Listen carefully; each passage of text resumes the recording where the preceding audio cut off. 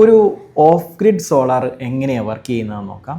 അതേപോലെ തന്നെ ഗുണങ്ങൾ എന്താണ്, അതിൻ്റെ ഡ്രോബാക്സ് എന്തൊക്കെയാണ് എന്നുള്ളത് നമുക്ക് നോക്കാം. ഓഫ് ഗ്രിഡ് സോളാർ എന്ന് പറയുന്നത് മെയിനായിട്ട് സോളാർ പാനൽ, ബാറ്ററി, ഒരു ഇൻവേർട്ടർ, ഇതാണ് ഇതിൻ്റെ മെയിനായിട്ടുള്ള 3 കമ്പോണൻസ് വരുന്നത്. അപ്പം ഇതിൽ ഗ്രിഡ് കണക്ഷൻ, അതായത് നമ്മുടെ KCBയുടെ കണക്ഷൻ നിർബന്ധമില്ല. ഈ ഒരു സിസ്റ്റം വർക്ക് ചെയ്യാനായിട്ട് KCBയുടെ കണക്ഷൻ ഉണ്ടായിരിക്കണമെന്ന് നിർബന്ധമില്ല. ഇതിനകത്ത് നമുക്ക് ഏറ്റവും ഗുണകരമായിട്ടുള്ള കാര്യം എന്ന് പറയുന്നത് നമുക്ക് KCBയുടെ ലൈൻ ഇല്ലാതെ തന്നെ നമുക്ക് ഈ ഓഫ് ഗ്രിഡ് സിസ്റ്റം വർക്ക് ചെയ്യിക്കാം. ഇപ്പം സാധാരണ വിധത്തിൽ ഓഫ് ഗ്രിഡ് ഏറ്റവും കൂടുതൽ ആപ്റ്റായിട്ടുള്ള സ്ഥലം എന്ന് പറയുന്നത് KCBയുടെ ലൈൻ എത്താത്ത സ്ഥലങ്ങളിലേക്ക് നമുക്ക് ഒരു off grid solar system install ചെയ്താൽ ഗുണകരമായിരിക്കും. ഇതിൻ്റെ ഒരു ഡ്രോബാക്ക് എന്ന് പറഞ്ഞത് നമുക്ക് ഇതിന് ബാറ്ററി വേണ്ടി വരുന്നുണ്ടെന്ന് പറയുന്നു. ബാറ്ററി എന്ന് പറയുന്നത് നമുക്ക് ബാക്കപ്പിന് വേണ്ടിയിട്ടാണ് യൂസ് ചെയ്യുന്നത്. അപ്പം നമുക്ക് എന്തെല്ലാം സാധനങ്ങൾ യൂസ് ചെയ്യണം എന്നുള്ളത് ഒരു പ്രീ ഡിസൈഡ് ചെയ്യേണ്ട ഒരു കാര്യമാണ്.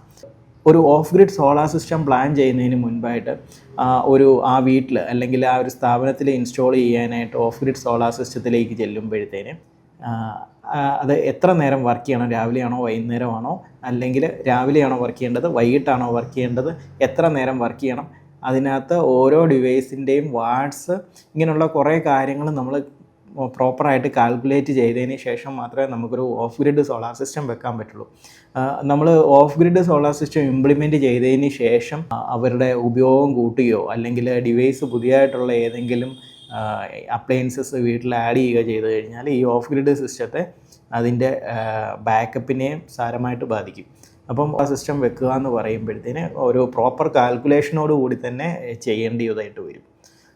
പിന്നെ ഇതിൻ്റെ ഒരു നമ്മളിപ്പോൾ ഓഫ് ഗ്രിഡ് സോളാർ വർക്ക് വെക്കുമ്പോഴത്തേന് അതിൻ്റെ ഒരു ഏറ്റവും കൂടുതലൊരു ഡ്രോബാക്ക് ആയിട്ട് പറയാനുള്ളത്, ഈ സോളാർ സിസ്റ്റം നമ്മൾക്ക് എന്തെല്ലാം വർക്ക് ചെയ്യണമെന്നുള്ളത് കാൽക്കുലേറ്റ് ചെയ്തിട്ടാണ് ഒരു off grid solar system implement ചെയ്യുന്നത്.